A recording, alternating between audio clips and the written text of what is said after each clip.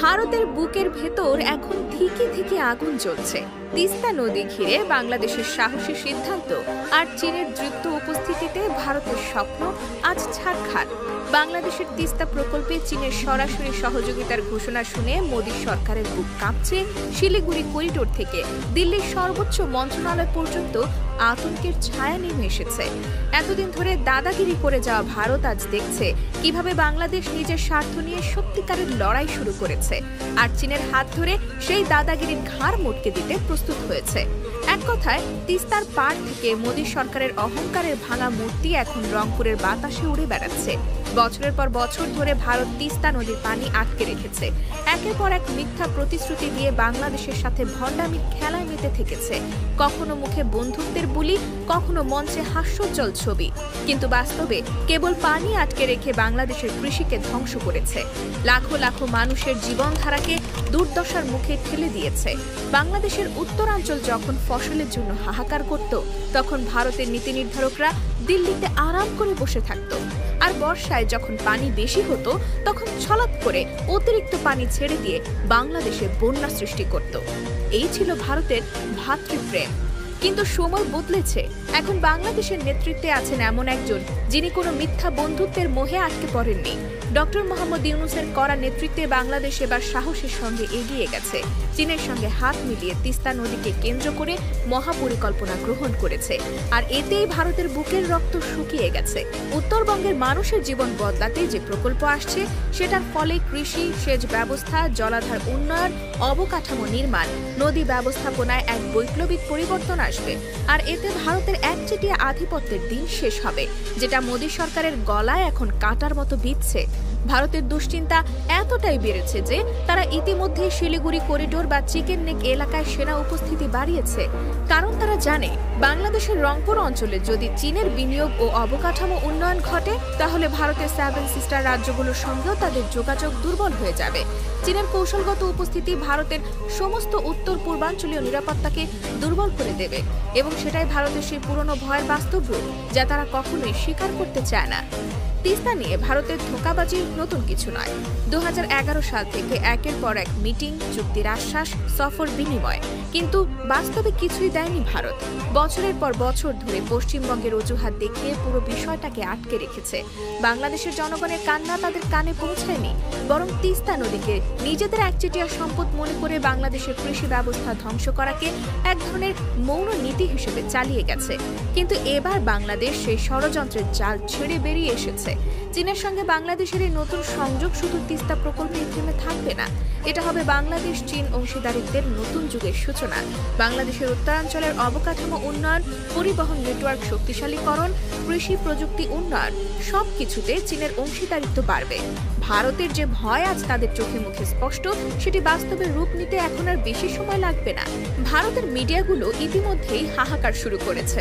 তারা কখনো বাংলাদেশ চীনের কাছে বিক্রি হয়ে যাচ্ছে বলে অপপ্রচার চালাচ্ছে, কখনো বাংলাদেশের ওপর ন্যাকামি করে নতুন মিথ্যা বন্ধুত্বের গল্প বানাচ্ছে। কিন্তু এইসব চালাকি এখন আর বাংলাদেশের জনগণ খায় না। বাংলাদেশের মানুষ আজ বোঝে, যারা বছরের পর বছর প্রতিশ্রুতি দিয়ে কিছু দেয়নি, বরং পানি আটকে রেখেছে, বন্যা সৃষ্টি করেছে, তারাই আসলে প্রকৃত প্রতারক। বাংলাদেশের জনগণ এখন দৃঢ়ভাবে জানে জাতীয় স্বার্থে কে সত্যিকারের বন্ধু আর কে ভণ্ড প্রতারক। তিস্তা নিয়ে চীনের বিনিয়োগ এক অর্থে ভারতের মুখের ওপর চপেটাঘাত। এতদিন ধরে বাংলাদেশকে ছোট ভাই বানিয়ে রাখার পরিকল্পনা ছিল ভারতের, কিন্তু এখন বাংলাদেশ দেখিয়ে দিয়েছে কাউকে ছোট ভাই বানানোর যুগ শেষ। এখন নিজস্ব স্বার্থ নিয়ে দাঁড়ানোর সময়। আর এই শক্ত অবস্থান ভারতের জন্য সবচেয়ে বড় আতঙ্ক। কারণ ভারত জানে, একবার যদি বাংলাদেশ পুরোপুরি চীনের কৌশলগত জোটে ঢুকে যায়, তাহলে দক্ষিণ এশিয়ার ভূরাজনীতি এমনভাবে পাল্টে যাবে যা আর ভারতের নিয়ন্ত্রণে রাখা সম্ভব হবে না। বাংলাদেশের জনগণও এখন পরিবর্তন চায়। তারা উন্নয়ন চায়, সম্মান চায়, ন্যায্যতা চায়। আর তাই ভারতের মিথ্যা বন্ধুত্বের মোড়ক টেনে খুলে ফেলতে কোনো দ্বিধা নেই। আজ বাংলাদেশের জনগণ জানে কার হাত ধরে সত্যিকারের উন্নয়ন সম্ভব, আর কার হাত ধরে শুধু প্রতিশ্রুতি আর প্রতারণা আসে। ভারতের তিস্তা নিয়ে অযথা ছলচাতুরির শেষ পরিণতি এখন তাদের সামনে দাঁড়িয়ে আছে। নিঃস্বতা, আতঙ্ক আর কূটনৈতিক ব্যর্থতার নগ্ন বাস্তবতা। বাংলাদেশের সাহসী সিদ্ধান্ত আর চীনের দৃঢ় সমর্থনে আজ ভারতের তথাকথিত দক্ষিণ এশিয়ার দাদাগিরির প্রাসাদ একের পর এক ভেঙে পড়ছে। নরেন্দ্র মোদী সরকার এখন শুধু মলিন মুখ করে দর্শকের ভূমিকা পালন করছে, কারণ তাদের সামনে আজ বাংলাদেশের স্পষ্ট ঘোষণা, দেশের স্বার্থ নিয়ে আর কোনো আপোষ নয়, কোনো মিথ্যা বন্ধুত্বের অভিনয় নয়। এখন সময় নিজেদের অধিকার নিশ্চিত করার। তিস্তা নদীর পানি আটকে রেখে যে বিশ্বাসঘাতকতার রাজনীতি ভারত এতদিন চালিয়েছে, আজ তার চরম মূল্য দিতে হচ্ছে। বাংলাদেশের উত্তরাঞ্চলের কোটি কোটি মানুষের কষ্টকে তুচ্ছ করে নিজেদের কৃষি খাতে সুবিধা নেওয়ার যে ধৃষ্টতা ভারত দেখিয়েছিল, আজ সেই ধৃষ্টতার বিরুদ্ধে বাংলাদেশের ঘুরে দাঁড়ানো ভারতের সর্বনাশের সূচনা করেছে। শিলিগুড়ির চিকেন নেক আজ ভারতের কাছে গলার কাঁটা হয়ে দাঁড়িয়েছে। তারা জানে বাংলাদেশের উত্তরাঞ্চলে চীনের উন্নয়ন কাজ মানে হলো ভারতের উত্তর পূর্বাঞ্চলের বিচ্ছিন্নতা, অর্থাৎ ভূগোলই এখন ভারতের বিরুদ্ধে দাঁড়িয়ে গেছে। ভারতের এই দুর্দশার কারণ তাদের নিজেদের অহংকার আর দম্ভ। তারা ভাবত বাংলাদেশ চিরকাল তাদের কথায় চলবে, মাথা নিচু করে থাকবে, কিন্তু ইতিহাস বারবার দেখিয়েছে কখনো কোনো জাতি চিরকাল বন্দী হয়ে থাকেনি। আজ বাংলাদেশের নেতৃত্ব সেই ইতিহাসের নতুন অধ্যায় লিখছে। চীনের সঙ্গে কৌশলগত অংশীদারিত্ব গড়ে বাংলাদেশ শুধু তিস্তা প্রকল্প বাস্তবায়ন করছে না, বরং গোটা দক্ষিণ এশিয়ার ভূ রাজনৈতিক মানচিত্র বদলে দিচ্ছে। ভারত এতদিন ধরে বাংলাদেশকে ভয় দেখিয়ে, চাপ দিয়ে, প্রতিশ্রুতির ফাঁদে ফেলে নিজের স্বার্থ হাসিল করেছে, কিন্তু এখন বাংলাদেশ আর সেই দুর্বল অবস্থানে নেই। এখন বাংলাদেশের হাতে রয়েছে বিকল্প: চীন, রাশিয়া, মধ্যপ্রাচ্য, দক্ষিণ পূর্ব এশিয়া। আর এই বিকল্পের শক্তিতে ভর করে বাংলাদেশ নিজের স্বার্থের জন্য কঠিন সিদ্ধান্ত নিতে পিছপা হচ্ছে না। ভারতের মন করা বন্ধুত্বের গল্প আজ ইতিহাসের পাতায় পড়ে আছে। বাস্তবতা হলো বাংলাদেশের উন্নয়নের জন্য এখন চীনই সত্যিকারের সহযোগী। তিস্তা নদী ঘিরে ভারতের এতটা ভয় পাওয়ার আসল কারণ এটা তাদের সম্মানের ভাঙন। বাংলাদেশ যদি চীনের সহায়তায় তিস্তা নদীর পুরো ব্যবস্থাপনা সফলভাবে গড়ে তোলে, তাহলে দক্ষিণ এশিয়ায় অন্যান্য ছোট দেশগুলো সাহস পাবে ভারতের দাদাগিরির বিরুদ্ধে দাঁড়াতে।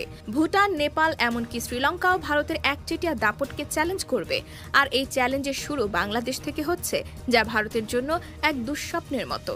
ভারতের কূটনৈতিক ব্যর্থতা আজ আর ঢাকতে পারছে না। ভঙ্গুর বন্ধুত্ব, চাপিয়ে দেওয়া সম্পর্ক, জলবায়ু চুক্তিতে প্রতারণা, এসবের ফল আজ হাতে নাতে পাচ্ছে মোদী সরকার। বাংলাদেশের জনগণ এখন উন্নয়ন, অর্থনৈতিক প্রবৃদ্ধি আর নিজেদের অধিকার চায়। তারা আর ভারতের ফাঁকা বুলি শুনে প্রতারিত হতে প্রস্তুত নয়। দেশের স্বার্থে তারা এখন যে কোনো শক্তির সঙ্গে যুক্ত হতে প্রস্তুত, যারা সত্যিকারের উন্নয়ন আনতে পারে। ভারতের দুশ্চিন্তার আরেকটি বড় কারণ হচ্ছে, চীন কখনো মুখে মধু মনে বিষ জাতীয় সম্পর্ক করে না। তারা বিনিয়োগ করে, অবকাঠামো গড়ে, বাস্তব উন্নয়ন দেখায়। আর বাংলাদেশও জানে, কথার ফুলঝুরি দিয়ে বাংলাদেশের উন্নয়ন হয় না, পদক্ষেপ নিতে হয়, বাস্তব কাজ করতে হয়। চীনের বিনিয়োগ মানে বাংলাদেশের উত্তরাঞ্চলে নতুন বাঁধ, আধুনিক নদী ব্যবস্থাপনা, সেচ সুবিধা, বন্যা নিয়ন্ত্রণ এবং খাদ্য নিরাপত্তার উন্নয়ন। আর ভারতের জন্য এর মানে নিজেদের একচেটিয়া প্রভাবের মৃত্যু। আজ ভারতের মিডিয়া যতই প্রচারণা চালাক না কেন, বাংলাদেশের জনগণ জানে কারা প্রতিশ্রুতি দেয় আর কারা কাজ করে। ভারতের সময় ফুরিয়েছে। এখন দক্ষিণ এশিয়ায় নেতৃত্বের ব্যাটন বদলাচ্ছে। আর এই পরিবর্তনের কেন্দ্রে রয়েছে বাংলাদেশ, একটি আত্মবিশ্বাসী, সাহসী, স্বাধীন বাংলাদেশ। তিস্তা প্রকল্প বাংলাদেশের জন্য এটি একটি জাতীয় স্বার্থের জন্য সাহসিকতার মূর্ত প্রতীক। এটি প্রমাণ করছে বাংলাদেশ মাথা নত করে বাঁচবে না, বাংলাদেশ নিজের শর্তে এগিয়ে যাবে। এবং যদি ভারতের মতো প্রতারক প্রতিবেশী এই পথে বাধা হয়ে দাঁড়ায়, তাহলে সেই প্রতিবেশীকে ইতিহাসের আস্থা করে ঠেলে দিতে একটুও দেরি করবে না বাংলাদেশ। আজ ভারতের মাথায় হাত পড়েছে, ঘুম হারাম হয়েছে, আর বাংলাদেশ তার ইতিহাসের অন্যতম সাহসী পদক্ষেপ নিয়ে এগিয়ে চলেছে, চীনের বন্ধুত্বে, নিজের জনগণের স্বপ্ন নিয়ে। সময় বদলেছে, বাংলাদেশ আর কারো করুণা চায় না। বাংলাদেশ এখন নিজের ভাগ্য নিজেই করে নেয়। আর এই সত্য ভারত যত দ্রুত বুঝবে, ততই মঙ্গল।